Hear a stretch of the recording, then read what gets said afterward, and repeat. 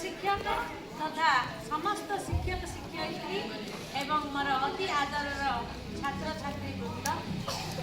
plastic एकक व्यवहार बा सिंगल यूज प्लास्टिक आज दिन में आम देश कहीं सारा विश्व एक मुंड व्यथार कारण हो सारी प्लास्टिक एकक व्यवहार दैनंदिन व्यवहार एते मात्रा मुकुलिबा एक कष्टकर व्यापार आमर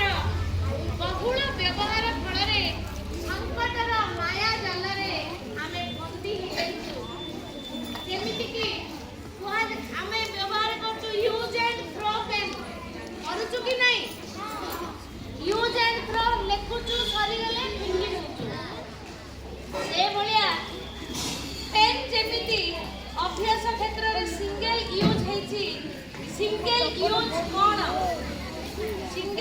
कोन आमे जानू जे प्लास्टिक रे तयारी व्यवहार सामग्री गुडिक व्यवहार करिबा पात्रे संगे संगे आमे एणे तेणे उपाड़ी दउचु बा उपाड़ी दिया जाए ताहाको एकक व्यवहार प्लास्टिक बा सिंगल यूज बोली कहा जाए जेमिति भोजी भात रे जो प्लेट व्यवहार हुए गिन्ना ग्लास चामच दैनंदिन होटेल बा रास्ता घाट रे जो खाद्य बिका होची जो कप रे हम चा पिउचु पिला माने जो व्यवहार करछ पेन कंपास आउ ज्योमेट्री बॉक्स सबुठु विपदजनक एकक प्लास्टिक व्यवहार पुणी आउ आमे अभ्यस्त हो जाइछु पॉलीथीन रा बहुल व्यवहार अवश्य यह प्लास्टिक नुहे यह एक कृत्रिम तंतु जहा कि विघटन अयोग्य द्रव्य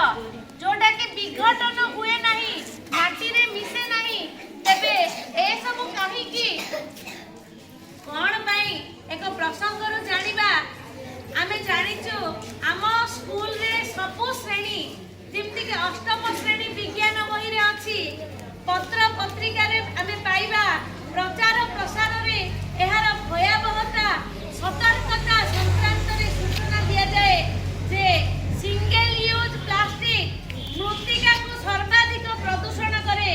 जहा मानव समाज पई आमे जल वायु जेमति आवश्यक आमे बंचिबा पई माटी हमर अत्यंत अपरिहार्य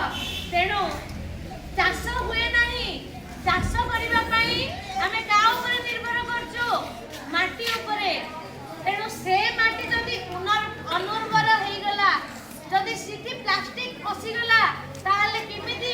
ए दुनिया चलिबो प्लास्टिक माटी रे मिसे नहीं जेमिति कि पत्र फूल काठ नडा पशु पक्षी मृत शरीर जेमिति कि नष्ट हुए माटी रे मिसी जाए जेमिति पनीपरिवार चोपा माटी रे मिसे कि नहीं पनीपरिवार चोपा माटी रे मिसी जाउची ना मिसी जाउची एगुडी कहला जैविक पदार्थ जैव पदार्थ माटी रे मिसेबा पई किए मिसौची माटी रे अणुजीव माने मिसांती आमे अष्टम श्रेणी रे पढुछु एटा केवल जैव पदार्थ को माटी रे मिसेबा दक्षता सेमानकर अछि